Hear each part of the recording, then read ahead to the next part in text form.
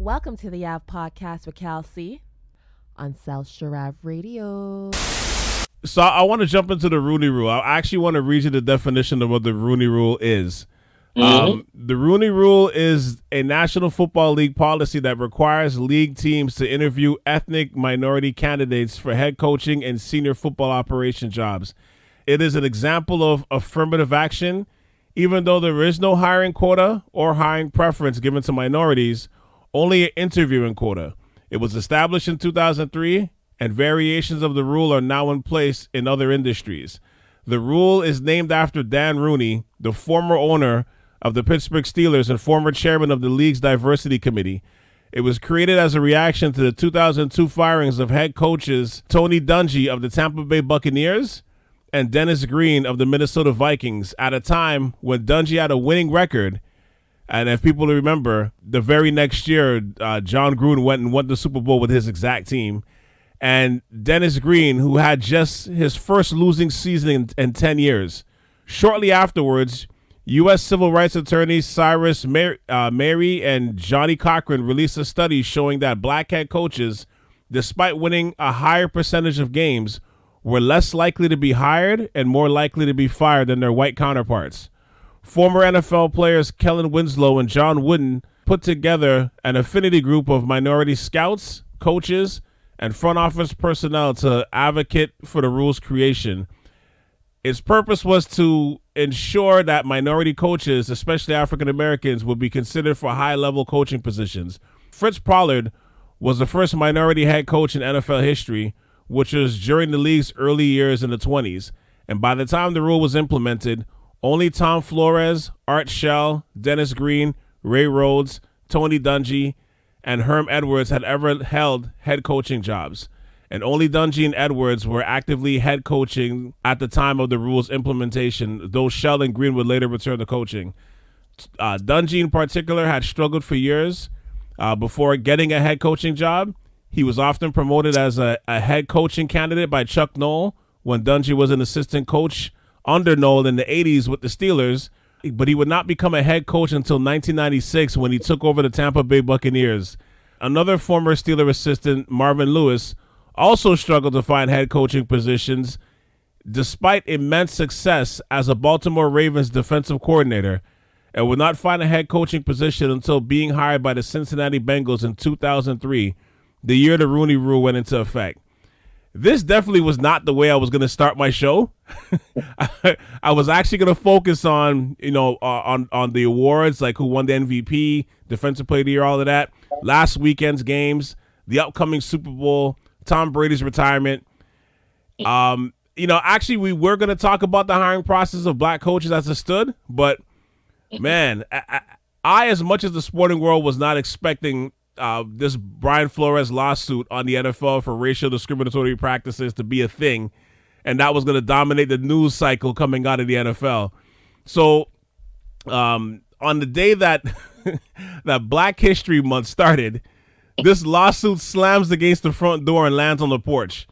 So for those that don't know the story, former Miami Dolphins head coach Brian Flores is filing a class action lawsuit against the NFL, the Miami Dolphins, the New York Giants, and the Denver Broncos over racial hiring practices, which include finding out that he was being passed over by a head coach by his mentor and former boss Bill Belichick when he was actually still scheduled to do a second interview with the New York Giants, as well as Stephen Ross, the owner of the Miami Dolphins, who allegedly offered Flores $100,000 per loss to tank to get the number one pick, a.k.a. losing games on purpose.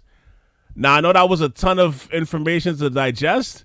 Yes, Roger. Sorry I just wanted to make sure I read that correctly. That wasn't off the top of my head. I read most of that. But yes, and again, South Shore Ave family member Roger Callender. But what are your thoughts on everything you watched and read regarding this story? Honestly, Calvin, I would like to say I'm surprised, but I'm really not. I feel like this situation has been happening since the beginning of time with the NFL. The only difference now is that there's actually a man that's willing to take the NFL to task. I mean, the last time we saw this was Colin Kaepernick. Right. Right. he sacrificed his career in order to try and pave the way for other black athletes, black athletes, basically. And he was basically blackballed. He was blackballed from the league. I suspect the same thing's going to happen with Flores. But I have to say, I'm not really surprised. I mean, the sad part is the Rooney Rule was put in 2003. The only reason they put the Rooney Rule in the first place was because Johnny Cochran, like you said earlier, threatened to sue the league, and that's why they put it in. It's 20 years from that, almost 20 years from that, and we're still seeing the exact same stuff happening right now as we did back then. The NFL has 70% black people in the NFL, and there's only one black, well, not even a black owner, but one minority owner, and that's Khan, who is the owner of Jaguars, and now there's one black head coach. It's pathetic. It's absolutely pathetic.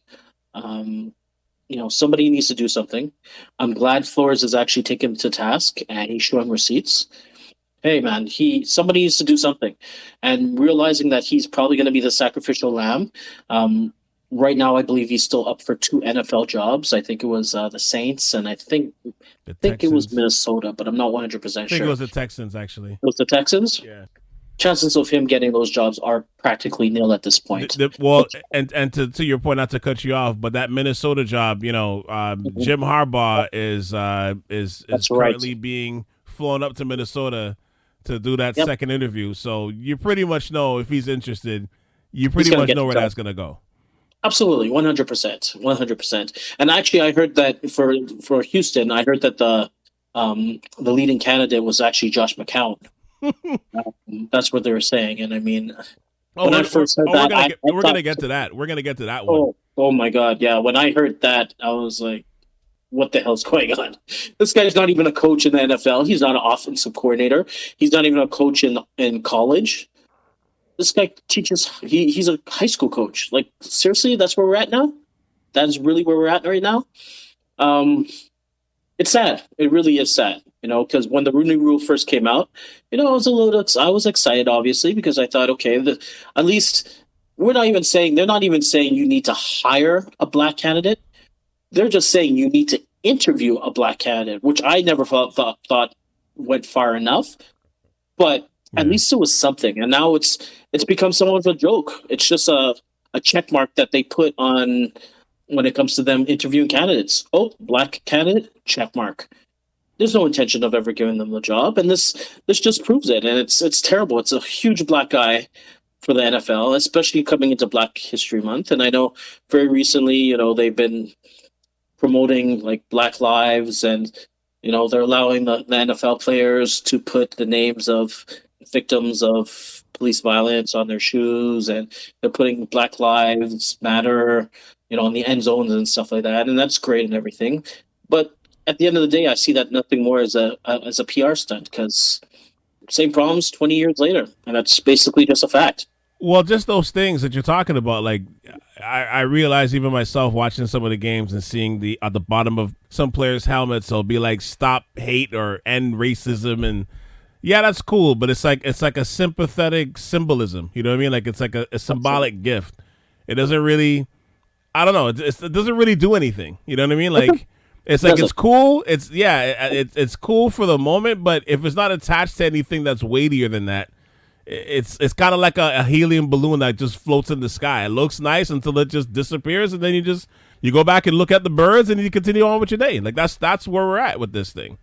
Yeah, and I think the Rooney Rule at this point it's like a wink nod. It's like a nod, and like, remember on Carlton and the Fresh Prince, every time he did an interview, he's like, I got the wink and the nod. I got the wink and the gun. Like, that's kind of what this is. And there's literally like 5,000 ways and 5,000 directions how to dissect this. But for starters, I want to give props to Brian Flores for even trying to do this. You know what I mean? Because as you said, he's in the midst of still being scheduled for interviews with the Saints and Texans. And I think he said that even if he gets hired, he still plans on continuing the lawsuit, right? Yeah. And, because, like, you got to think about it. This doesn't only take guts and courage to go up in court against the NFL monster, but he may also be Kaepernicking himself in the process, which that in itself I have so many problems with. Listen, he's definitely Kaepernicking himself, no doubt about it. And I mean, just think about the situation. Think about how humiliating it is.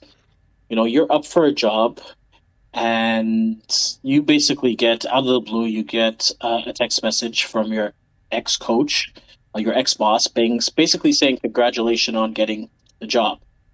The one thing I think that's different from what I believe from what you said before is I believe he hadn't even interviewed once yet. I don't believe he was going back for a second interview. From what I read and what I understood, he was going in there for a first interview. Right. Right. You're right. Okay. Sorry, but if I said that I stand corrected if I said that. Yeah. So basically, you get a text message from your ex-job saying congratulations on getting the job. They love you. Blah blah blah blah. And then you realize to yourself, you're like, oh, thank you. Then you realize, wait a minute, I haven't even interviewed for the job. It's Monday, and I interview on Thursday. So then he puts two and two together and figures out, wait a minute, did you send this message to me, Brian Flores, or did you say it to Brian DeBall? And then Belichick's like, oh, shoot, sorry, man, I fucked up. It's like, come on. All these people are obviously within the same circle. Like, how would Belichick even get that information unless he was talking to management for the Giants? They obviously all know what's going on, and they all have found a way to circumvent the Rooney Rule in order to make it look like, oh, we're going to interview a candidate, a black candidate, already knowing that you already gave the job to a white candidate who's, to be honest with you, I don't think that guy is anywhere as good as Brian Flores. Because when you look at Brian Flores' history, his history is pretty damn good. Right. So it's just another slap in the face. Like, honestly, just another slap in the face. Yeah, and that's the thing. Like, it's, you get tired of, and I'll talk about my fatigue in a moment, but like, and this is why I said like the term Kaepernicking himself. I even feel wrong saying it because it's like, how much times do we have to have a sacrificial lamb in this scenario? Like, why can't this guy do this and still get a job? Yeah, you know what I mean. Like, it shouldn't. It like and we know how it's gonna go because just based on past history. But it shouldn't even be at this stage at this point now, where like he's calling this out to this degree, and like he's basically gonna have to coach high school football, or hopefully like a HBCU picks him up, maybe Deion Sanders picks him up and puts him on his coaching staff, and rebuild the process all over again. But a guy like this he's 40 years old, his name should be bubbling like how Shanahan's name is bubbling, and what's his name, and like a Sean McVay, like how their names are kind of like bubbling up. Like, these guys are termed as geniuses and they haven't even won anything yet. Yeah. Yeah. So it's like when I look at this stuff, it's like at this stage, I mean, 40 he's younger than us. It's a young age. That's a young age to be a coach. Very much so. Very much so. It's a young age to be a coach, and to think that like this guy's career is pretty much at an end because he's actually doing the right thing and calling this out. Like, you know what I mean? Like enough with the sacrificial lambs, man. Like enough. Like, how much times do we have to go through this? Turns my stomach. It's disgusting. And I mean, every year, like, how many more examples do we need for people actually to wise up and really open up their eyes? I mean, look at the history of the NFL, and this is just from the past couple of years. You have, for instance, let's just talk recently. Josh McDaniels, right? A few years back, Josh McDaniels he got hired for the coach of the Broncos. Man did a horrible, horrible job. In 2 years, I think they won like 5 games. Terrible job. He got caught cheating. He was videotaping the defense for the Niners, right? Mm. Got fired. Came back to the Patriots. Worked for the Patriots for a few years. He got another opportunity with Indy. He took the job, shook hands, did everything. 2 days later, he decided he didn't want the job anymore, right? And after they announced it, they said, this is our guy, blah, blah, blah. He came back and said, nah, I don't want the job, right? He ended up leaving. Now he gets another opportunity to coach the Raiders. and they basically grab him up like he's filet mignon or something like that. Even after that terrible history, he still has a better chance of getting the job than, let's say, Eric Bieniemy. It just blows my mind. And then when I look back past couple years, I think of Steve Wilkes. Remember that situation with Steve Wilkes where he was literally the coach of the Cardinals for 1 year. Yeah, they had a horrible they had a horrible team that year. Horrible team. They had no quarterback. They basically gave away all their talent, and we all knew that he was going to have a horrible season, and he did have a horrible season. What ended up happening? Instead of giving him the chance to rebuild, they ended up firing him and going with Cliff Kingsbury, who was basically fired from Texas A&M for having a losing season. And then he ended up taking an OC job with another college. I can't remember what it was, but it was like a Division II or even a Division III college. And they still thought that he was good enough to basically take the NFL job, take the coaching job for the NFL.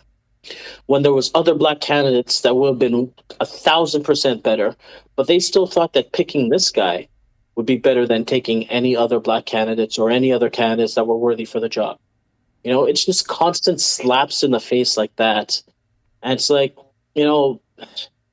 I've always been told that, being a black man, especially in this world, you have to be 3 times, maybe even 4 or 5 times better than a white counterpart in order to get the same sort of opportunity. And it's true.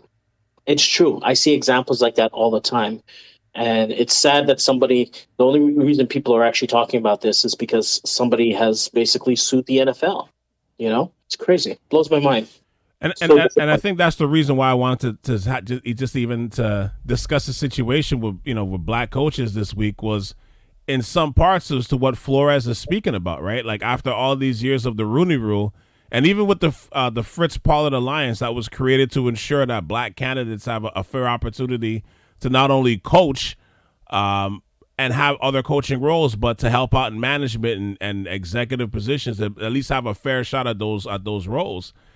But it feels like we're back to ground one, if not ground zero. And this is all before like everything exploded yesterday, right? And the stat I spouted out last week about, 4 years ago, there were 7 black coaches and as of last week, we only have 1. Like we're moving backwards. But, when people wonder if the Rooney Rule should be scrapped altogether, and trust me, I've thought this myself, right? I don't think you can still do that, because once you do that and have nothing else to put it in place, put back into place, you could even kiss the fake opportunities goodbye. Absolutely. You know what I mean? So it's like you kind of have to but you have to revisit this.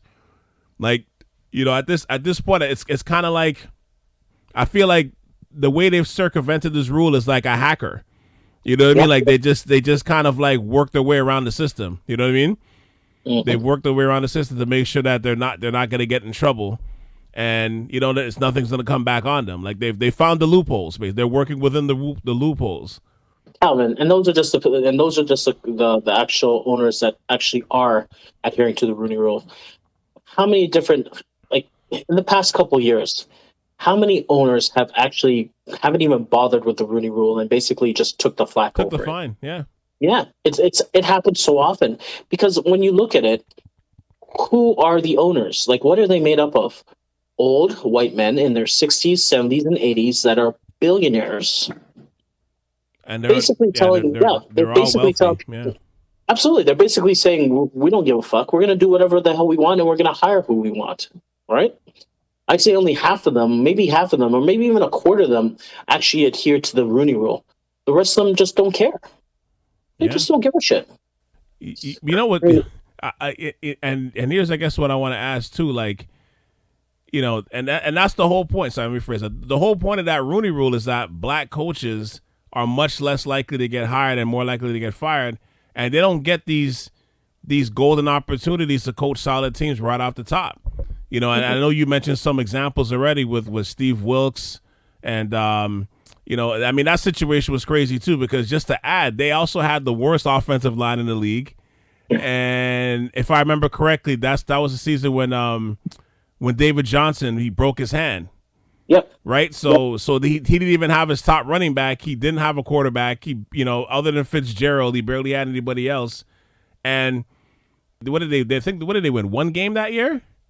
Yeah, it was something like that. It was bad. They won one game that year, and the prize at the end of the day was Kyler Murray, and he doesn't even get to draft him. I mean, he doesn't get to develop him. We have no idea. Clinsbury has come in. He's done a decent job. Like this year, they were a good team until they fell apart at the end. But again, we have no idea if Wilkes would have did the same thing. We have no clue. The guy didn't get a shot, and based on the 1-15 record, he's probably never going to have a shot again to be a head coach. Yep. Based on that record, right? But I mean, again, you took all the talent away. He's generated this shitty record, and now that record is going to be used against him like a mole across his forehead. It's almost like a burnt cross on the shoulder. There's nothing else you could do. You know what I mean? David Culley, as you're talking about, before, like this year he coaches Houston with no Deshaun Watson. They beat the number 1 seed in the AFC. He has a very inconsistent quarterback play. Whether it was Tyrod Taylor, when he wasn't playing, you had Austin Mills. Is it Austin Mills or Austin Davis? Austin Davis. Austin Davis. Yeah, Austin Davis. He was, decent rookie, but he was pretty inconsistent. Mm-hmm. And he gets fired, again after one season, right? And you know what the season was going to be. No Deshaun Watson. You pretty much and Deshaun Watson was basically keeping them together the first last year with basically no talent, and you got rid of more talent, and he didn't play, and he got one season out of that. Jim Caldwell, right? That guy can't even get a job, even though he took over from Dungy and helped coach Peyton Manning and the Colts to another Super Bowl appearance, and he coached the Detroit Lions to 2 playoff appearances in the last 4 years this past decade. And he's barely getting interviews. You know what I mean? And then meanwhile, your boy Adam Gase. Don't even say that name around me. Your boy Gase, that guy got 2 gigs back to back in the same division. Oh, I forgot about that. In the same division. Worst coach ever. And was terrible at both. You imagine he torpedoed the Dolphins season, and another team in the same division that's playing against him, regularly, looked at that and said, he's the guy for us. I know. Calvin, I was losing my mind when I read that. I was like, this is unflippin' believable. This guy literally destroyed that team single-handedly, gave away all their talent, basically traded them away for nothing, for peanuts. They had 3 or 4 losing seasons with this guy, really bad losses. And somebody actually said, you know what? I think that's the guy for me.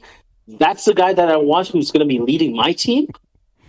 Unfucking believable, man. That's still, honestly, drives me crazy, man. If I remember correctly, got swept in by the Jets too. It wasn't even I don't even know if they even interviewed that much people. They didn't. They didn't, and that's what kills me. They thought that guy was the guy, honestly. But I mean, it just goes to show you, we can't do anything right. I don't know if you read about the story recently where Hugh Jackson came out. So Hugh Jackson basically was a coach of the Browns. He coached from, I think it was around 2 or 3 years, 2016, 2017, I think 2018 as well. With the Browns, right? With the Browns, exactly. With Cleveland Browns.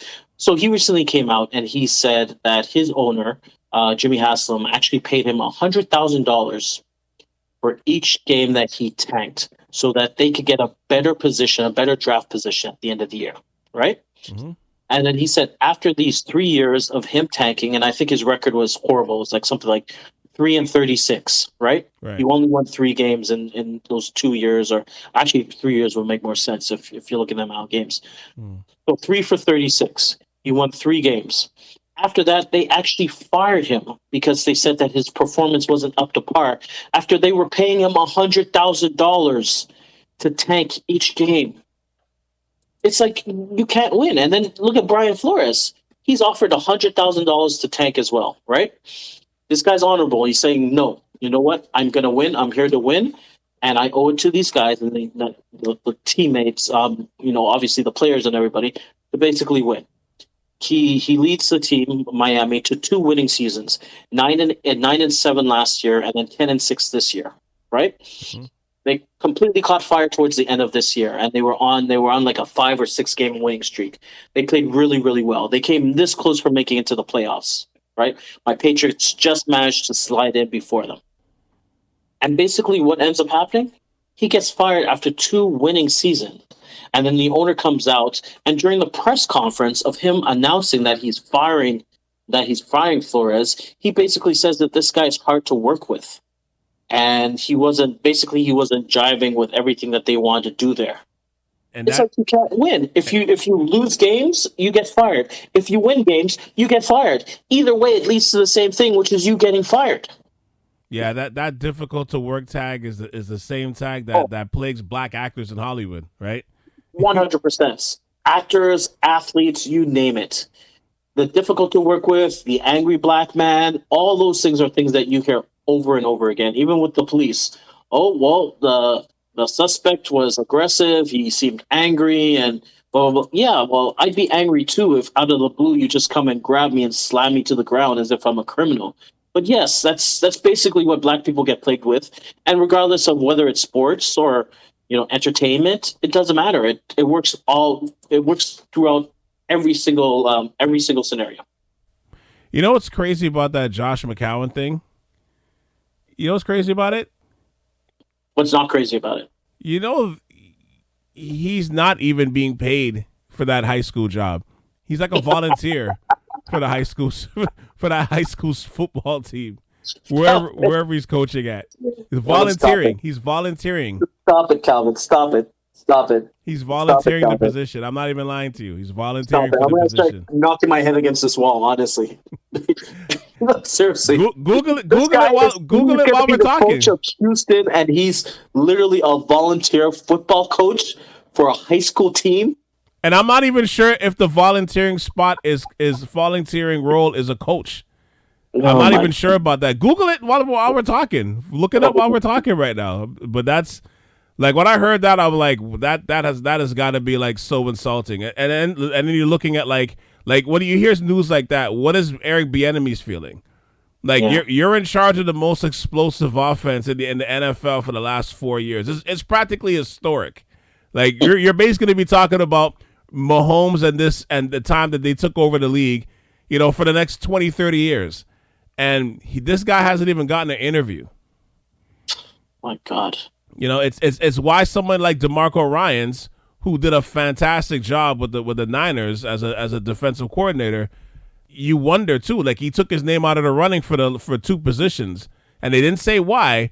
But I'm pretty sure some of it had to do with him feeling like he's only going to be filling a quota or checking a box instead of being seriously considered for an interview. Because I was wondering that too. I was like, why is he taking his name out of the running for these jobs? And then it's like, oh yeah, when you saw the Flores thing, you're like, oh yeah, that's why he did that. He probably felt like he didn't really have a shot. Why go for this interview? Yeah, and I felt really bad for Flores. I don't know if you caught the interview he had with CBS this morning. I did, yeah.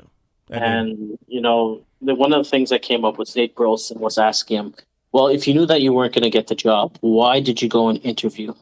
Like he still ended up going to the Giants interview. And you know what? The guy shook his head, and at the end of the day, he said, well, hope. I was just hoping that there still might be a chance. And it's like, it's such a sad state of affairs when a coach, a really good coach at that, ends up losing his job wrongfully.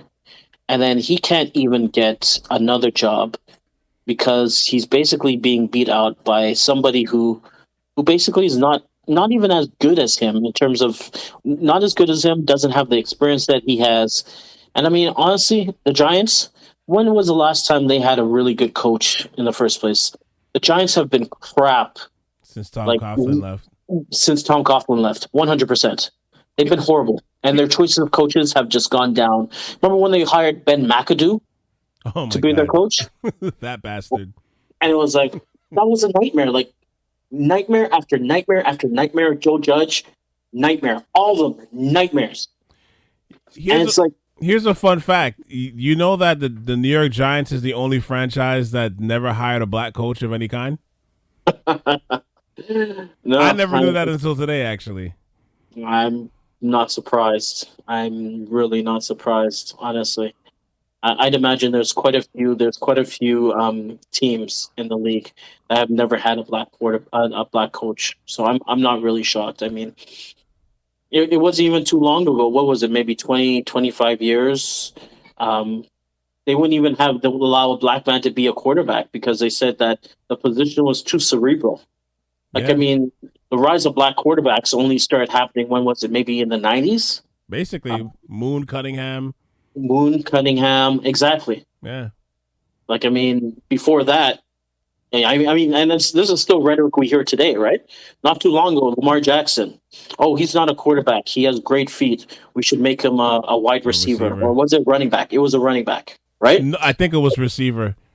And it was his mother that made him stay and not try out for any other position other than quarterback.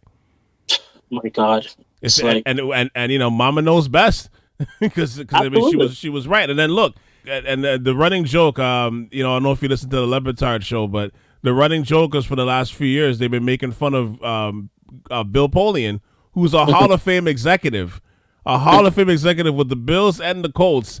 And he was on ESPN saying that this guy is going to be a great receiver. He's not going to be a quarterback in the league. And then 2 years later, he wins the MVP. Unfucking believable. Oh, my God. Just terrible. And I root for him because, you know, he's dark skinned. He's got box braids. You know what I mean? Like, he's talks very Southern, but, like, you can't stop him. No, you know? no. I root for him just for that fact. On top of him being, like, a really good player. You know what I mean? And I'm being biased, I guess, in this situation. But truly, really and truly, it's like, you know, they don't really want him to be the face of the league. You know what I mean? They don't. And you could tell because every opportunity they have, they find a way to bring him down. You know? Absolutely. This year, was it? I don't know if it was this year or last year. They were spending an inordinate amount of time shitting on him. And it was weird because you're like, didn't this guy win the MVP? Absolutely. You're like, you won the MVP the year before. Am I wrong? Yeah, and when you look at his numbers are still better than 3/4 of the quarterbacks inside of the league. I would say like 90% of the guys. Really and 100%. Really and truly. And really and truly, other than him being injured, like he was amazing most of the year. Injuries caught up with him, but like you really couldn't stop him this year. No, you couldn't stop him. And I mean, realistically, look at the team that he's on as well.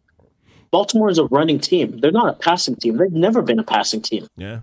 They've always been a running team. They're a run-first team, and then the pass basically opens up their run. That's how they've always been.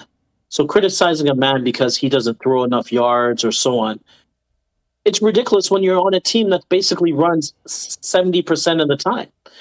It's like he can't win. Like you can't win. You cannot win. Not nowadays. You cannot win. And with Lamar, it's like a gift and a curse too because he's so gifted running, but at the same time, as you're seeing from this year, it's like those hits take a toll.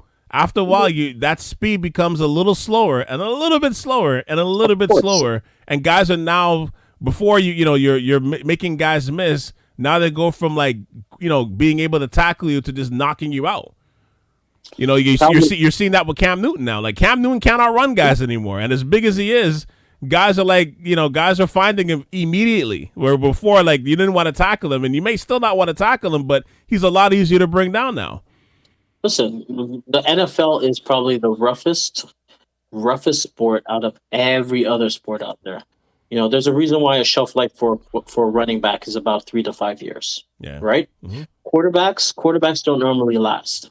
And the ones that do, they fall off that cliff. And when they fall off the cliff, they fall off of it fast. Right. Guys like Ben Roethlisberger, guys like Peyton Manning, guys like Drew Brees, right? Their last year, before they retired, they were terrible.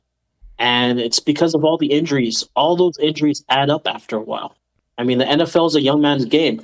The fact that Tom Brady has made it this long, 22 years, is just, it's crazy. It's incredible. You know, if you had told me that there was a 44-year-old who basically leads the league in passing and touchdowns and so on, I would have told you you're a flipping liar because I wouldn't believe it. It just doesn't make any sense. Or you would have thought, or you would have thought it was the '60s. Oh, yeah, true. You would have thought it was the 1960s. You're like, were there black guys playing in that time? No, okay, yeah, that makes sense. A 45-year-old playing, sure, why not? I mean, and there was in the history of the game too. I think I can't remember their names, but there was a couple of quarterbacks that played into like their mid 40s. But yeah, completely different game back then. Completely different game. Yeah, when you're talking if we want to go back, we're talking about Brandon Cunningham, Michael Vick. We're talking about Warren Moon, like all these guys. It's like they all had the ability to run, and eventually they all got injured, and obviously their skills kind of deteriorating after a while. I mean, RG3 is a perfect example of that as well. You know, he came in the league for the first 2 years, he was blowing people away. Yeah, and then he just started getting injuries, and it just kind of accumulated. And then he had a stupid head coach that basically just like to keep putting him into harm's way. And it got to the point where he couldn't even play anymore, or he was playing, but he was a shell of himself, right? Yeah. And now he's an analyst on the ESPN. He is 100%. But the NFL is a difficult league, man, and you know, for somebody to succeed, like you're looking at, when I look at Cam Newton, when I look at Josh Allen, like guys who have skills, they're a little bit larger, you know, they could run. It's great. But I mean, I worry for these guys. Like Cam Newton, I'm not surprised his skills deteriorated. How many surgeries has he had? How many leg injuries has he had? Fact of the matter is also, when you're a running quarterback, the refs don't protect you like they would protect a pocket passer like Tom Brady or you know, a Peyton Manning. Right? They see you as a runner first, regardless of the fact that you're a quarterback. So when you get hit, you get some vicious hits. You don't get those calls. Yeah. You know, you never get those calls.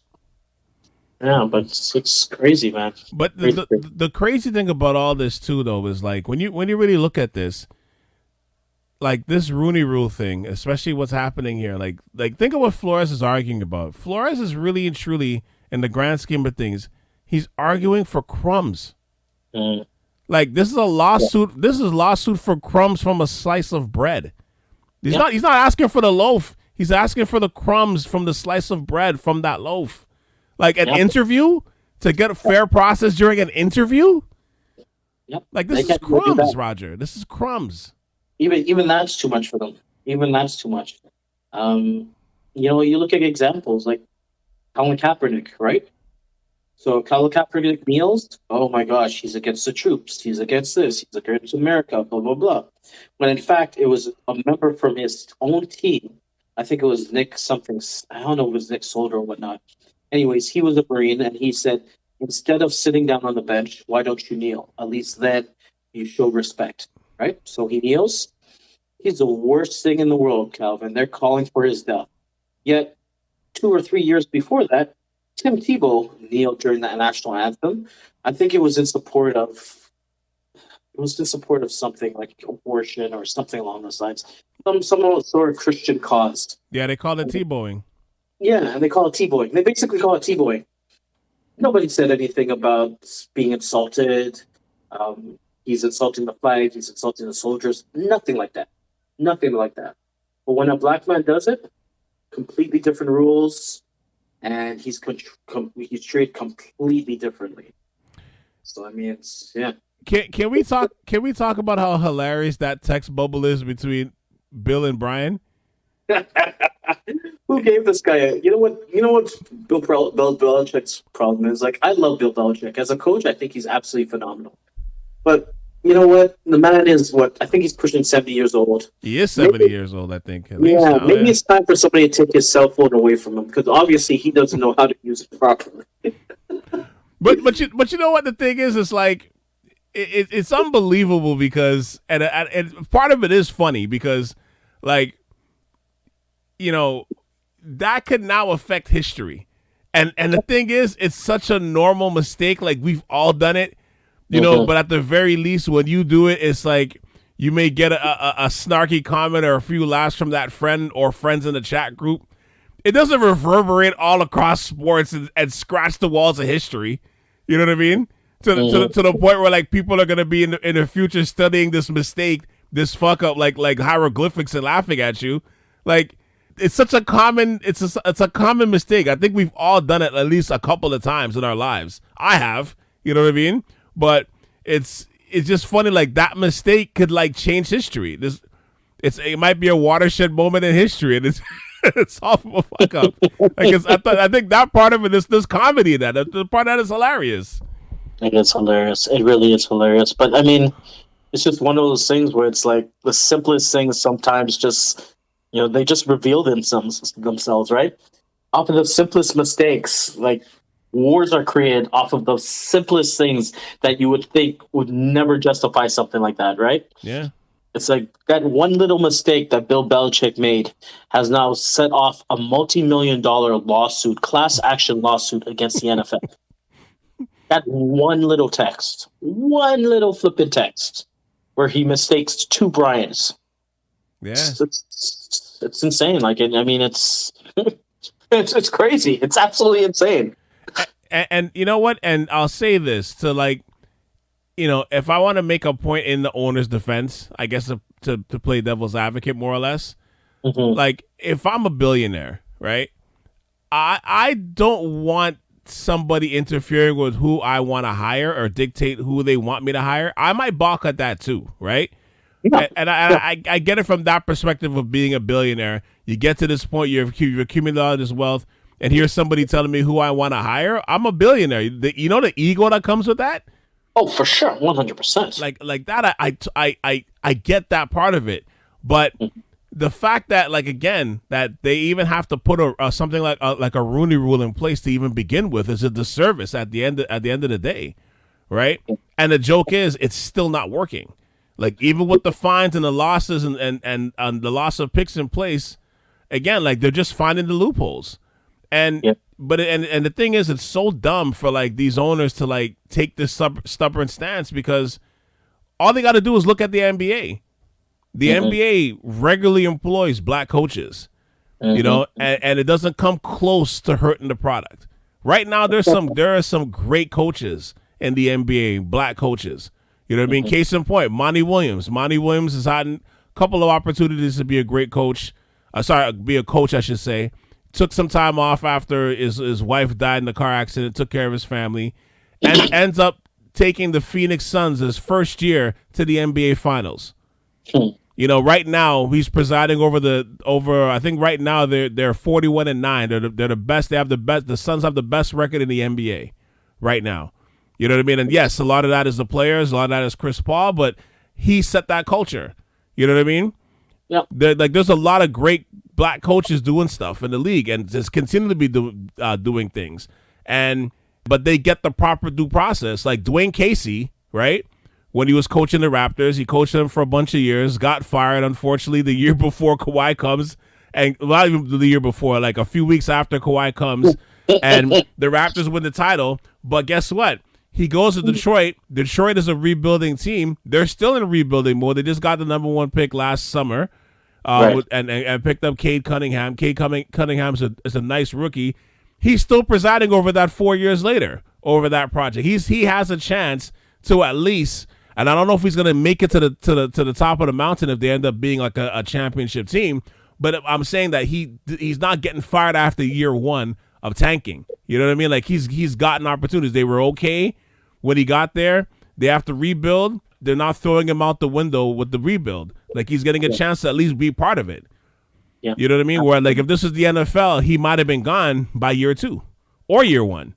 So to me, it's like all they got to do is just look at the NBA. Like the NBA is doing this successfully for so long, and it's sad that like again the NFL still has this problem with putting a black face to lead men, and it's sad that we're still having the discussion all these years later. Like it's crazy to me that like Roger, aren't you tired of this? Like. Aren't you tired of even having these conversations or watching or listening to them? It's like, I feel like it's like a bad remake of Groundhog Day. I much rather, honestly, I thought today we'll be talking about how my Niners, Jimmy G, their way out of the NFC Championship. But instead we're here. This is what we're doing right now. Yep, I agree. Aren't you exhausted? I'm tired. Like, we're not even in the league. I'm not even in the league. I'm tired of these conversations. I'm tired. I'm exhausted. Oh, man, I'm well past. I'm exhausted. I'm traumatized. I'm you name it. You name it. Um, yeah. I don't even know what to say. I mean, I do not even know what to say. And this crazy part is we know that these things happen every single day, regardless of whether it's the entertainment industry, athletics. It doesn't matter. Whether it happens at work, your work, my work, it doesn't matter. It's always the same stuff. And it's always the same issues that come up time and time again. We could protest, we could riot, we could do anything, but we always end up in the exact same spot. 20 years later, we're in the exact same spot. And this goes for everything, whether it's, police brutality, um, it's everything. It's everything. It's sad. It's sad. It really is. And I think at this point, all of us have scars. Oh, absolutely, absolutely. Not like the joke is too. It's like, you think about 2006, right? So about 16 years ago to around this time, you had two black coaches coaching against each other in the Super Bowl, right? Lovie Smith and Tony Dungy. And 16 years later, we're having a black coach sue the league just to get crumbs from a slice of bread. An interview, Calvin. It's not even for the job. He's not even saying that he got passed over by somebody who was inferior to him. Can't even get an interview. Can't even righteously get an interview. A proper self-respected interview, right? Not even an interview. Like even if you are the most racist person in this world, and you refuse to hire black people, right? The fact that there's you would think at least they would respect the game enough to say, you know what, let me interview at least one black person amongst the 5 or 10 white people that I'd interview, and we can't even get that. We can't even get an interview. We're struggling. They would rather take the fine and say, you know what, I will take the fine rather than even interview a black person. Like, that's crazy to me. Absolutely nuts to me. Or they do interview that person, and even that black candidate feels like, I'm just here just to fill a quota. I know this interview wasn't taken seriously. You know what I mean? And there's people throughout different genres of industries that's gone through that same thing where they left that interview feeling like, yeah, I'm not getting this job. I feel like I was just here to say like I interviewed 2 black people. Like it's almost like I have a black friend. Like that's kind of what it felt like feels like, Yeah. Well, my mate is black. Right. Yeah, my cook is black, and we're really good friends. Right. Okay. Right. Exactly. And again, I wish him the best because, again, it takes a lot of courage to do this. The fact that he's putting this on the lap of the NFL during their Super Bowl week where they should be celebrating the game of football, the fact that it's in LA, it's a win-win-win for the NFL right now. The fact that they're playing a Super Bowl in one of their brand new flagship stadiums in the highest television market, where the Super Bowl halftime performance even is going to be very LA based. You got a high profile team right now playing against an up and coming team with a stud quarterback who has like legions of millions of fans from the whole time that he was at LSU coming to follow this kid. So it's like the boy wonder and the glitzy team that's basically coming together on the league's biggest stage. And now nobody's talking about that. We're only talking about this. So just that alone, the NFL, the owners are coming after. They're going to be coming after Flores with like the strength of Hades. Oh, absolutely. Absolutely. And what are they bringing? They're bringing their unlimited resources, their army of lawyers. They're going to judge through every part of this man's past. They're going to find his kindergarten teacher who claimed that he pushed a girl down in elementary school when he was in kindergarten, and they're going to chastise him over it. Like they were going to pull out all the stops. Yeah. They've got private investigators. I mean, look at what they did with Tom Brady for Deflategate.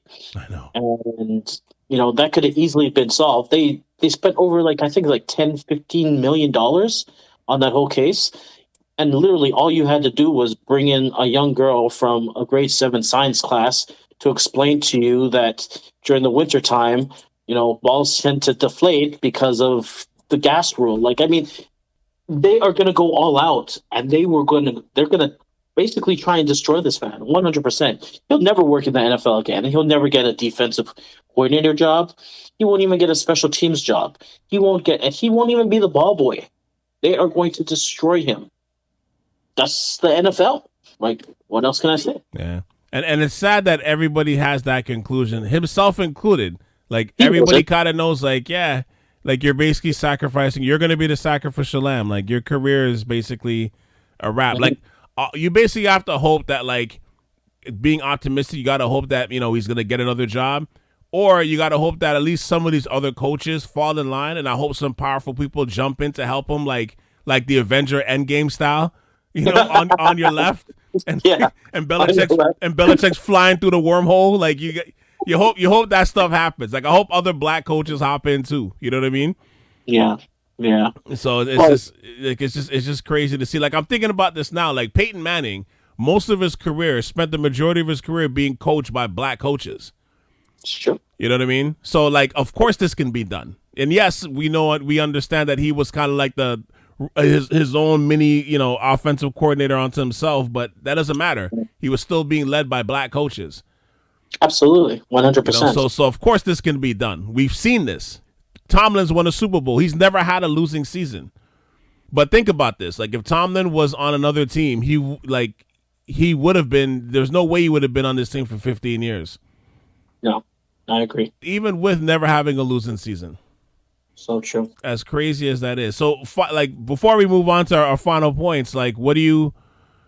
How do I even put this? Does Flores have a chance? Does he have a chance of winning this? It depends on what you think winning looks like. That's what it depends on. Most likely, what's going to happen is he's going to get the same deal as Kaepernick got.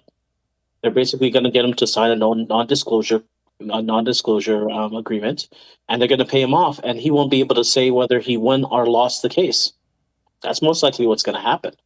Because at the end of the day, they have much deeper pockets.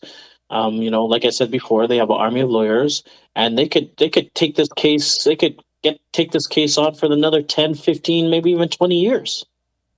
The NFL is a multi-billion-dollar organization, and if they think that you're going to damage their product, they will stab you, and they will let you bleed out, and they'll let you die on your own. And that's exactly what I think is going to happen. But but what's wild though, Roger, is listen to what you're saying, and think about how they're going to attack this on the topic that we're talking about. Mm-hmm, mm-hmm. So, like, that's why I wonder if, like, does he have a chance of winning this? Because the PR hit for this it was bad with Kaepernick as it was, but it wasn't really, because the NFL, as you can see, it's never been bigger. You know what I mean? Like, their next TV deal, they're talking about, like, I don't even know what the numbers are, but it's basically like astronomical. It's even more astronomical than it already is, right? And I think they're even talking about, like, opening up more bids for Thursday night games. So the money's going to be coming in no matter what. But think of the topic in this day and age now, especially with the social climate. Like, this is what they're going to attack? Mm-hmm. Like, if these guys were smart, they would probably, like, I would settle with them out of court. But Roger, I would maybe make him sign a non-disclosure, same thing, but give him a damn job. Yeah. Like, to me, this, like, something like this is so easy to rectify.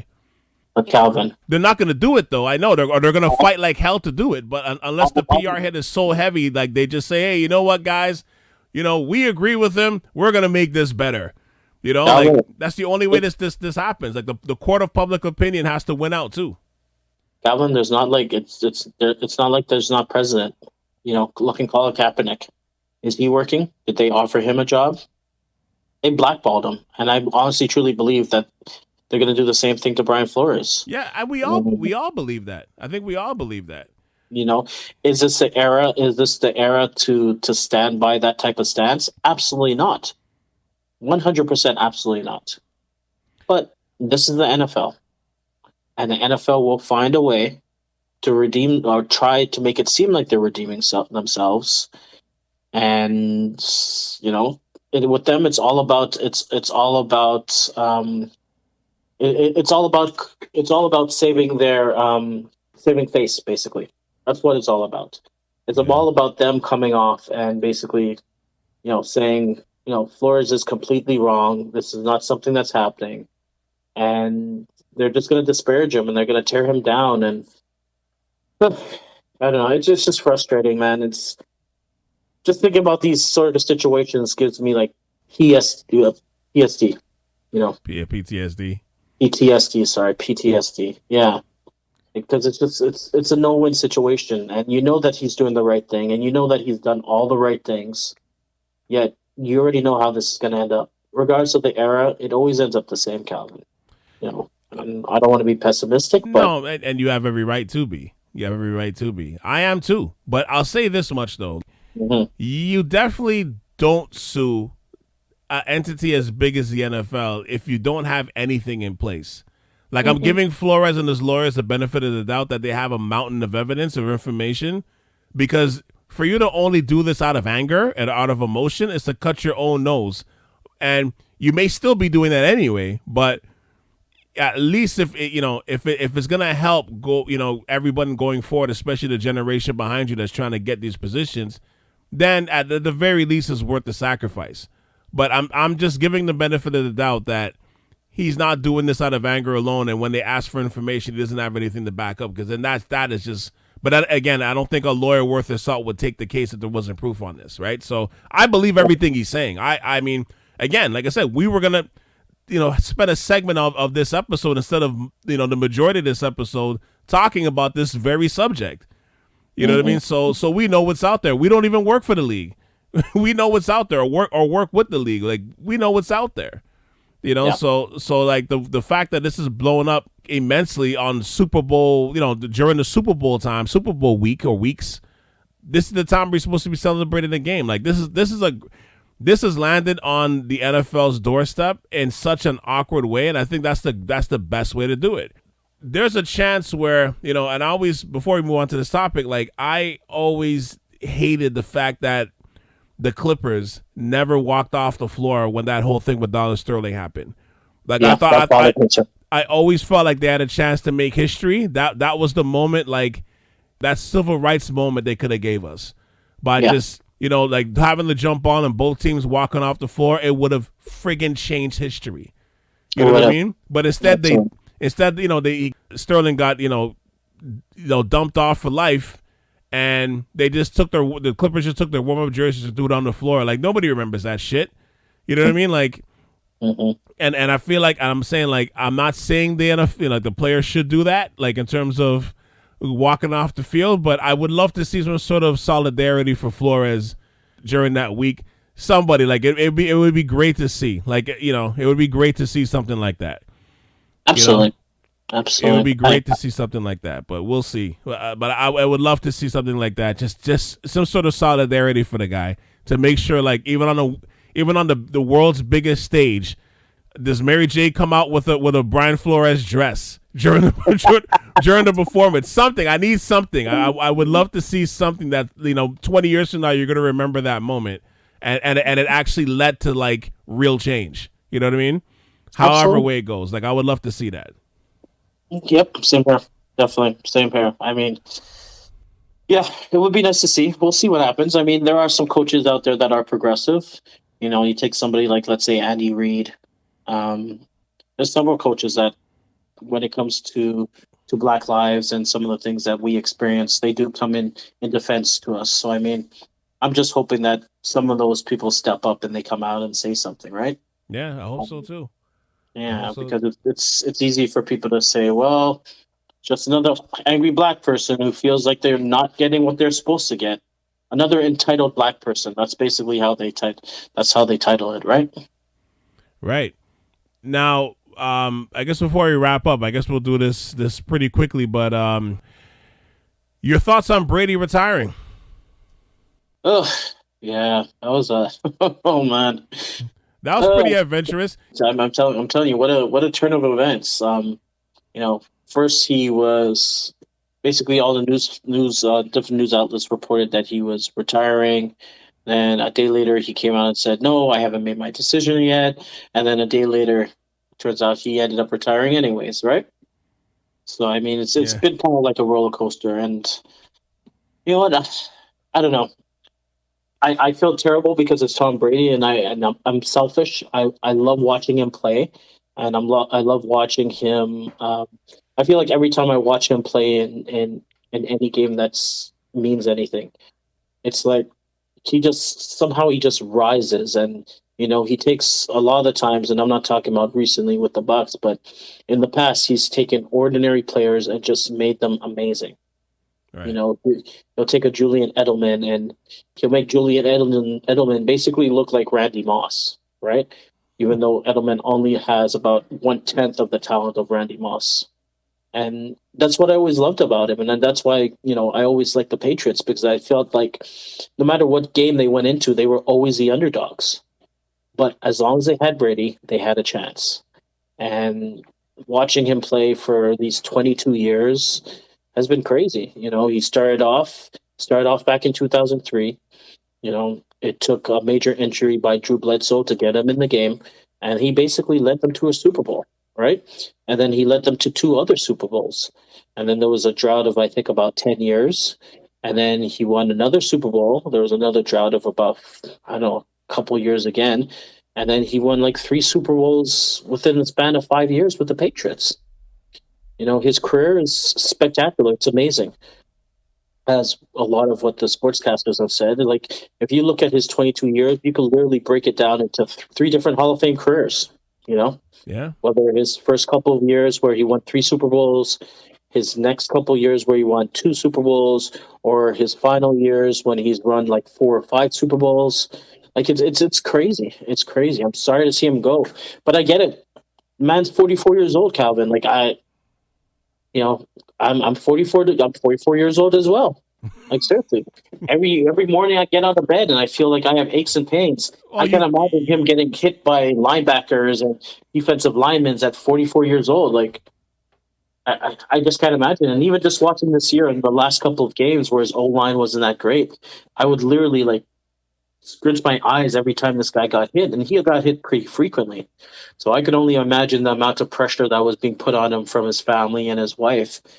Because, I mean, there's a reason why people do not survive in the NFL for 22 years.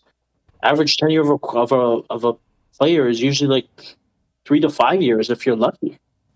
And some of it is because of the rule changes too. Like I'll argue that to the ends of time. Where like, again, if he was playing in the 80s, would he have lasted until he was 44 years old in the 90s? There's no way. There's no way he would have lasted. No way. The way they were taking quarterbacks out back then. But Calvin, nobody would last in the 80s. There's a reason why they put in all those rules. No, for sure. And he took advantage of it. And I'm not saying this to knock Brady, because I love watching Brady. But I was even telling you this last week. I think this is a perfect time to go. I'm happy he left, and not because I'm like I don't want to see his team succeed or anything like that. Like when I say I genuinely enjoy watching Brady play, I do. I know people don't like watching the Patriots. A lot of it was because of the success of those teams, but I'm a fan. I'm a stickler of watching somebody master their skill set and master the foundations of whatever the craft it is. I don't care what it is. It could be sports. It could be art. I like entertainment. Doesn't matter what it is. I love to see people master their craft and master the skills within that craft. So that's why I had appreciation for him. Like I would say one of my favorite players I used to love watching, and I'm talking basketball now, but like, and people would think this might be crazy, but I enjoyed really, especially when he was in his prime, I truly enjoyed watching Tim Duncan play basketball. And a lot of it was because like that guy, he wasn't exciting. Fundamentals. But that fundamental game, like he had that on smash. Like from day one, like he had mastered all the fundamental skills. Because when you master the fundamental skills, now you can become creative. Now you can become great. You become unstoppable. And even if you just keep it to you take out the flash. Once you have that down, there's nothing you can do. So I loved watching him go off the glass and just break guys down and give you 30 and 14 and stuff, and just like just whole hum every day. Like, it was so consistent. I loved watching that. I felt like Brady in a lot of ways was the same way. Like, Brady wasn't the most flashiest guy, you know what I mean? But like, he gave you everything that he gave you, and it was all rooted in those fundamental skills. And as he got older, you know, like he went to the extremes to keep himself in shape. But I mean, that's how dedicated he was, right? But Absolutely. but I love, like I said, I like, and you can't even. I mean, he wasn't going on top because he didn't win the title, but he's going on top in the fact that like his skills were still sharp. You know what I mean? Like he's not leaving with major injuries. He's proven everything that you could prove as a quarterback. And, you know, before you start seeing that real decline, like have everybody remember you on the high note. Like even if he doesn't win MVP, Roger, that's, again, it's fine. Like, again, this, like what he did was unprecedented. Like leave on that mark. Like you left the Patriots. People were questioning if it was you, if it was Bill. Well, now you can at least have a very strong argument to say, no, it was me, because I just took another team, you know, year one and won a Super Bowl with them during the pandemic. You know, in that aspect, it's like, yo, like I would have been cool if he even left after he won the Super Bowl. But the fact that he came back and did it again, cool. Had a great year. You know, like, does it make sense to go play for another team? If you know, again, you know, if he wanted to come play for the Niners, I was not going to say no. But they should have grabbed him, Calvin. They had their chance. They should have grabbed him. I would put money that if they had grabbed Tom Brady, they would have been in back-to-back Super Bowls at least. I agree. I agree with you. Because that team does everything. The one part that has always been the weakness of the Niners since Joe Montana left, or even since Kaepernick left, was quarterback. Yeah, they are I one would say since quarterback Kaepernick away left, from winning championship, literally. Yeah. You know, and I mean, look at Tom Brady's stats: 22 years in the league, 7-time Super Bowl winner, 5-time Super Bowl MVP, 3 times he won the regular season MVP. Second all-time in passing yards. Actually, I think he's first now? Yeah, I think he's I first think now. he's first now. Yeah. First all-time in passing yards. First all-time in touchdowns.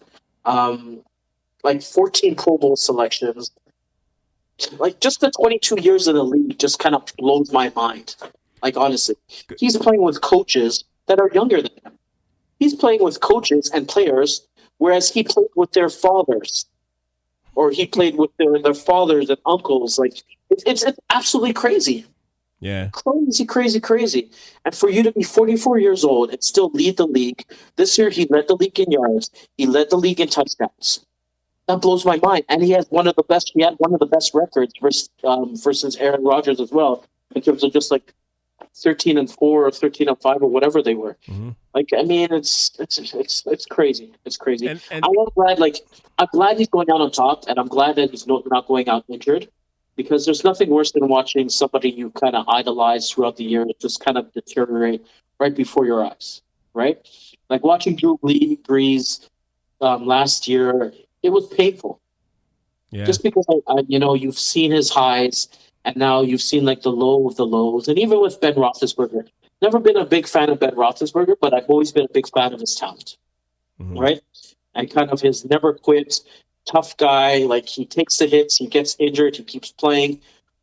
Always thought that was fantastic. But then his last year, this year, he was absolutely terrible, and I couldn't even watch him play anymore. It was just painful to watch because I felt like he was just a shell of himself, right? Mm-hmm.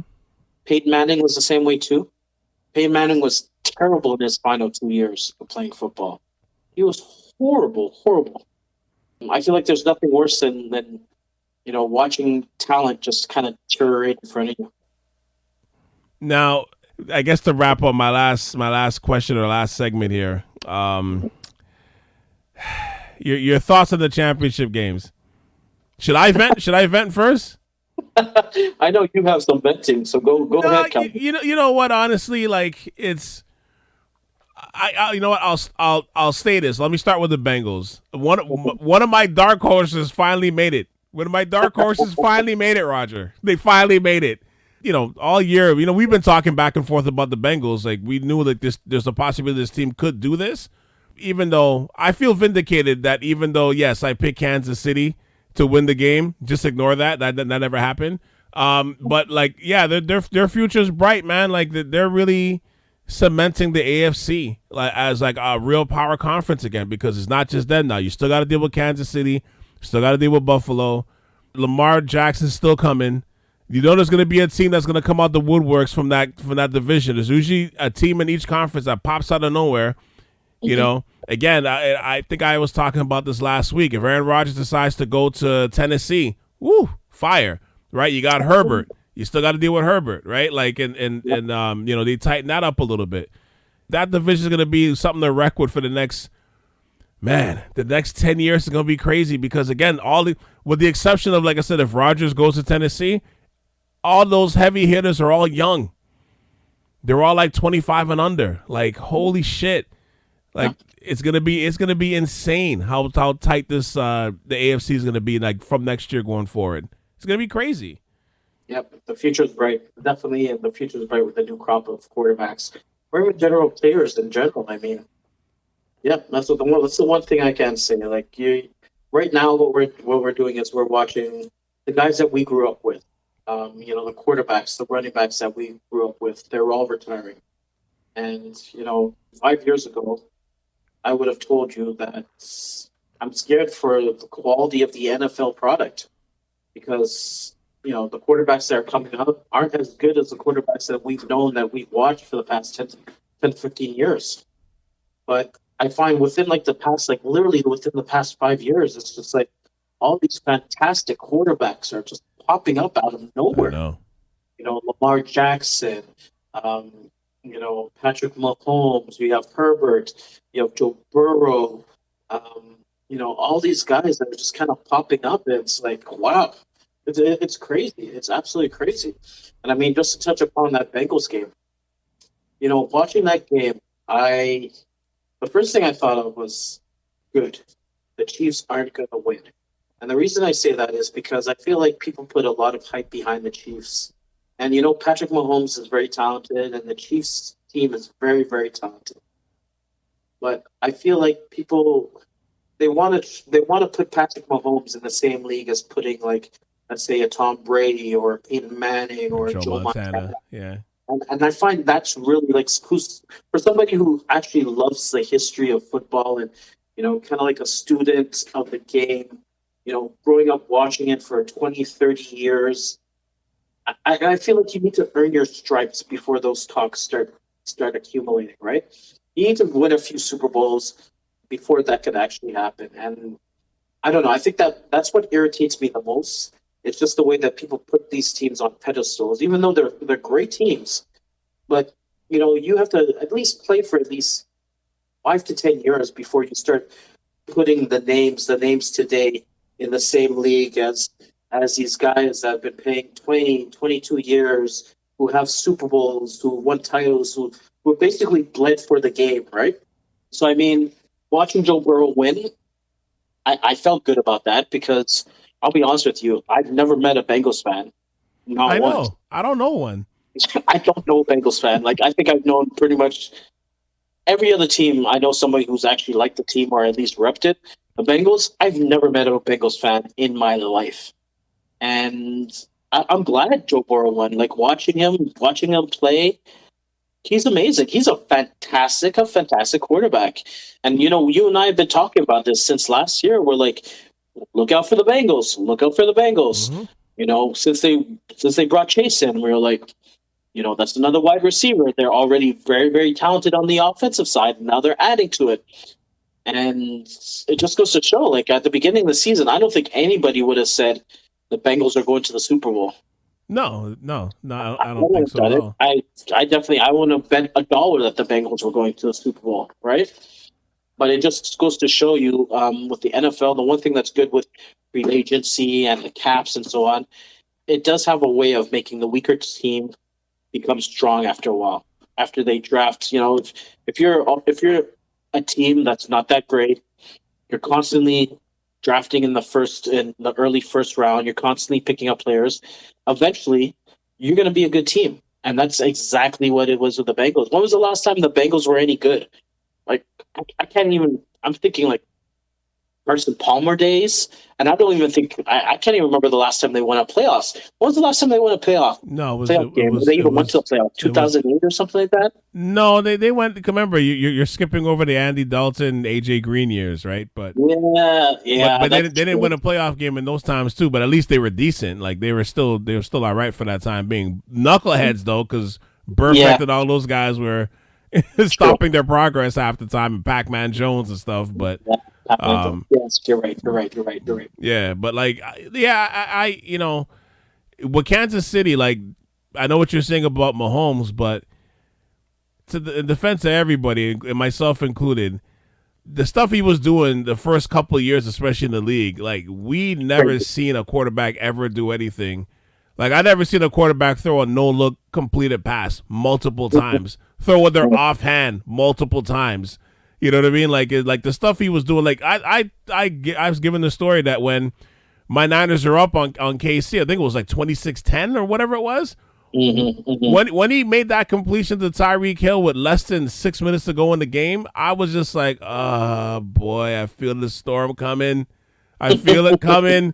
And it came in and washed over our team. And I remember you called me and we did a show about it right afterwards. And you were like, how do I feel? And I'm like, I'm not even that mad. Seriously, I'm disappointed, yes, but I'm like, I'm not even that angry. I'm like, we got Mahomes. Like, that's basically what happened. Like, Mahomes just came and got us. Like, I can't even. You saw what the last 2 years was. Those first 2 years that he did, like when he was starting. He was unstoppable those first 2 years. Yeah, I think what happened was, like, after the Super Bowl, I think they kind of lost a little bit of shine, and I think it came back for them this year. But again, this guy, I mean. They were an interception away from being back in the Super Bowl again, and many people can say this is probably like a down year for them, which sounds crazy for a team that won like 12 games. Yeah, I agree. But I mean, when I look at that game, man, at first my first intention after I watched that game was, Mahomes really stunk it up in the second half. That's what my thoughts were, right? The first half they were absolutely stellar. The whole team was amazing. 3 touchdowns in 2 quarters. Mahomes had over 300 yards. They were running up and down the field on them. And then after halftime, it was like, whoa, what happened? Suddenly, Mahomes wasn't playing as well as he has. Actually, even before that, the very last plays of the end of the first half, when they were on the 1 yard line and they just couldn't get it into the end zone. Yeah, I think that kind of switched something on in Mahomes' head, where it's like, I feel like all his confidence just was gone after that, right?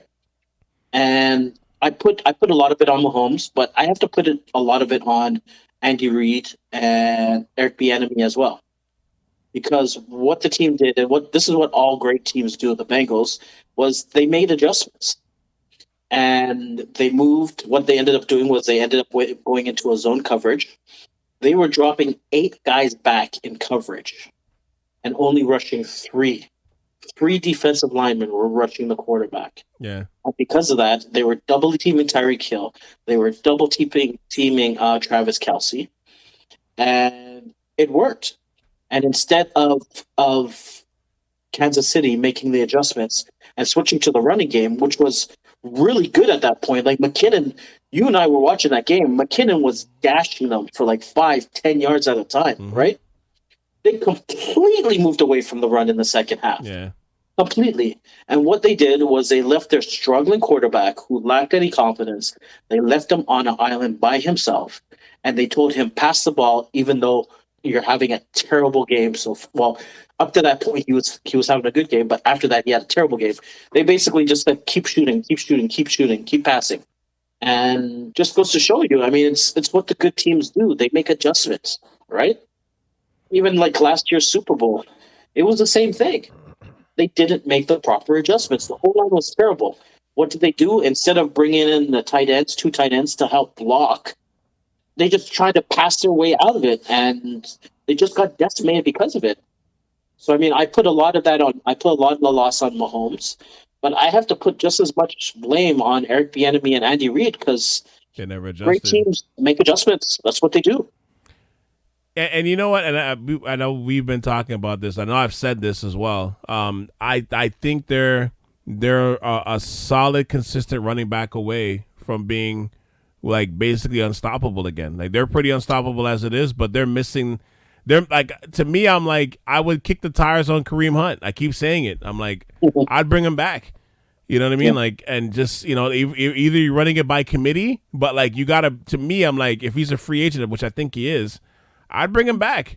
Kareem Hunt was unstoppable. They were unstoppable, Kareem Hunt. Oh my God! Like they were a video game. They're a video game with, and he still has a lot of tread on the tires. I would do it in the seat. Like I said, even if you're running a committee with him and CEH or McKinnon, the three of them, or you're giving it to him more, but like they need to like get a solidified running game, because that whole only putting three in the box, like you can't do that if you have like Kareem Hunt there. He's gonna gash that whole inside, that whole middle. He's gonna run through that whole offense, and that opens everything else up. Calvin, if you're rushing 3 guys and you're dropping 8 guys in coverage, the holes that they would be able to see if they were able to run the ball. Oh my gosh! Like, come on, man. Come on. You still have 5 linemen on the line, and you possibly still have 2 tight ends that are coming out as well. Like, I mean, they would literally have to block 3 people, and then the closest people to them would probably be around 10 yards away. Exactly. But it's like, I watch games like that. I'm like, what are you guys doing, man? You cannot pass your way out of against every single team you go against. Yes, it worked with Buffalo. It did work with Buffalo. But it didn't work with the Bengals. You guys need to try something different. Yeah. And it's the same thing. It's the same thing that Belichick. That's why Belichick has won so many Super Bowls. Adjustments. Atlanta Falcons, when they won against the Falcons in the Super Bowl. Atlanta made a lot of mistakes, yes, but they switched up the offense in order to try and beat Atlanta's defense. This is what great players do. They make great teams do. They make adjustments on the fly. So I mean, I don't know. It was frustrating to me. It was frustrating, but in the same way, I'm kind of like, well, you guys got to learn. At some point in time, you got to learn. You can't pass your way against every single team you go against. I'm just loving the fact that you're extending this conversation and leaving less time for me to talk about my Niners. Thank you. I'm so grateful for that, Roger. You've been amazing for doing that. If I'm something, it's compassionate. Okay. Trying to ease your pain a little bit. No, you know what? I've been able to sleep now, which is good. I wasn't sleeping well the first 2 nights. I've been sleeping a little better recently, and I will say this much, man. We fought off Jimmy G as much as we could, man. Yeah, we fought him off as much as we could. Jimmy G came and got us. Jimmy G is Jimmy G, man. Listen, he is who we thought he was. 100%. You know what? Jimmy G, like, the most frustrating thing is that there's times when this guy looks like Tom Brady, and then there's other times when this guy looks like he's literally like Josh McCown. Yeah. Can't do anything right. And that game was a perfect example of that.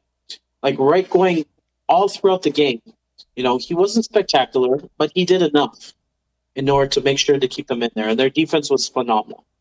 But then those last couple minutes of the game, when I sat there and I looked at it and I was like, okay, so the other team just scored.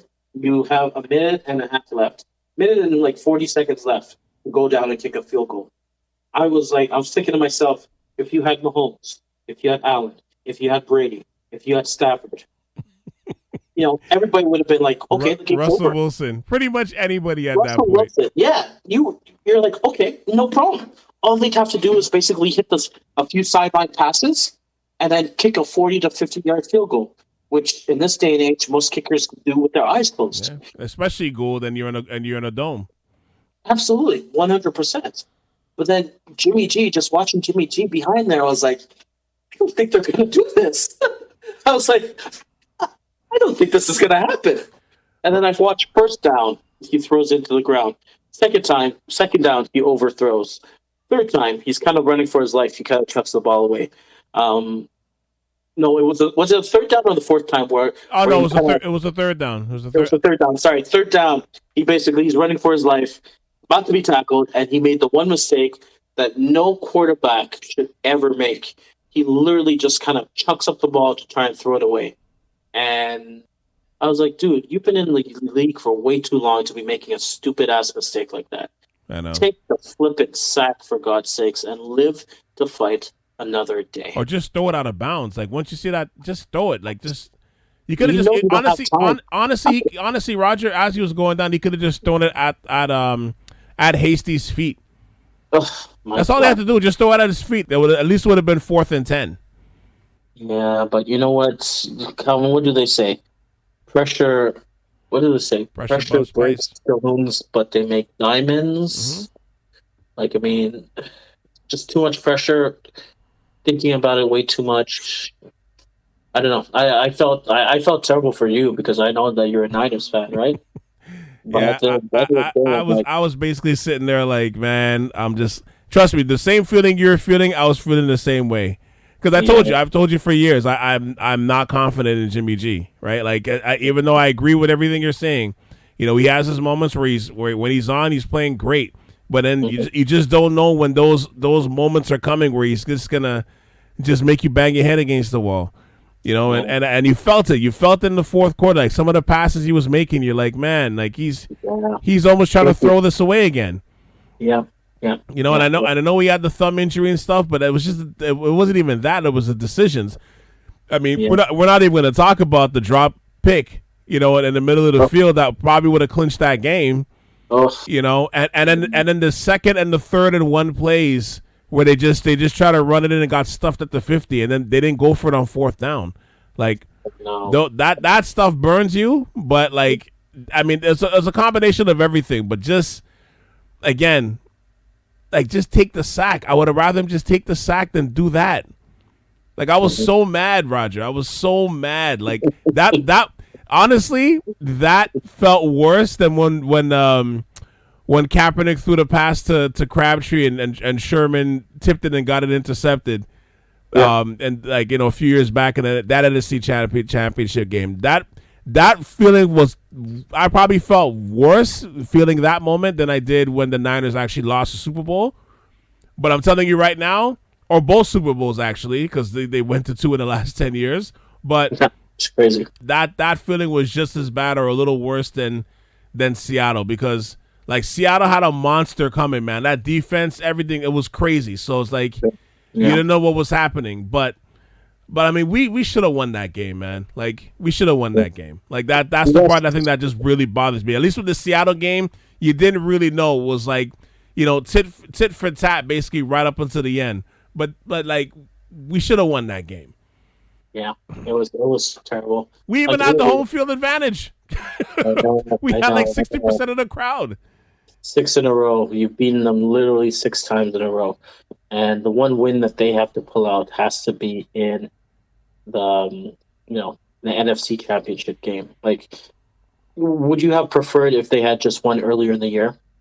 No, because without that victory, we don't even make the playoffs, I don't think, right? So. Oh, really? Okay. Well, I didn't know that was the case, but yeah, because we had them injuries this year. So if you're gonna lose, lose during the season, especially if you're going against a division rival. Lose during the season. Don't lose in the NFC Championship game, because that's. And not that way. Not that way. Like not the way. I think honestly, if they just missed a field goal, or they just like if Jimmy G did his job and we just didn't get it, I could live with that. But just that last drive, just man, and he's talking about he wants to play where he's wanted. Well, I mean, that's great because he thinks he might get traded, and that's great. But I think that he should know that wherever he goes, he's going to be holding a clipboard. He should know that. He should at least know that. Calvin, there's some horrible quarterbacking in this league. So, I mean, do I think he's going to be a starter for some team? Yeah, I think he's going to be a starter. Do I think he's going to absolutely suck? Yeah, he's probably going to absolutely suck. He's not going to go to a good team. He'll probably end up on, I don't know. Let me see. What team needs a quarterback right now? The Commanders. Yeah, he'll end up on. Yeah, exactly. He'll end up on the Commanders. Yes, exactly.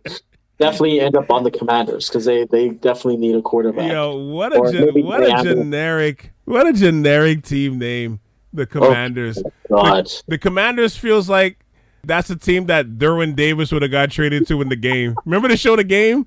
Like, Yeah. like that's what it felt like. He would have got traded from the San Diego Sabres to the Washington Commanders. It feels like a CFL team. That's what it feels like. Yeah. Oh my God. This is what happens when the NFL owner does not want to pay to bring in talent to actually figure out a name of the team. Like, they had so many good names. Like, I really like the name of the Red Tails, like the Washington Red Tails. Oh, that would have been dope, actually. Yeah. Yeah, named after the Tuskegee. Wow, that would have been Airmen. sick. Yeah, that would have That been would sick. have been an awesome name. But It really would have, actually. yeah, but the Commanders, like, and did you see the logo? Oh my God! Or even the uniforms, like, oh my God! Talking about shitting the bed, like, honestly, man. Oh, so many, like, even the Hogs. I would even prefer like the Hogs, the Washington Hogs, or something, like anything but the Commanders. The Commanders. Anyways, it's Washington. What do you can't expect more from Washington, man? Come on. I mean, Chocolate City, yes. The team, no. Chocolate City, yes. True. Chocolate City, yeah. All right, well, let's wrap it up here, man. Thank you, as always, for hopping on this episode. And, I mean, obviously, we're going to have to do this again because, Super Bowl is next week. We may still be talking about this Flores situation because I definitely don't think this is over.